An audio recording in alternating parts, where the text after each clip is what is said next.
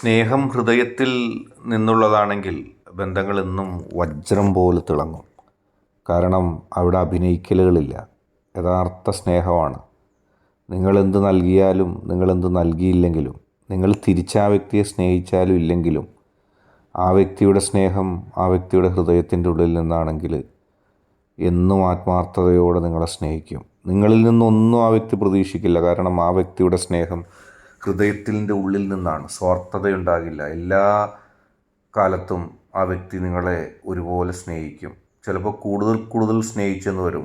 ആ സ്നേഹത്തിൽ ഒരു കുറവുണ്ടാവില്ല. നിങ്ങളങ്ങോട്ട് സഹകരിച്ചാലും സ്നേഹിച്ചാലും ഇല്ലെങ്കിലും അതൊന്നും അവിടെ വിഷയമല്ല.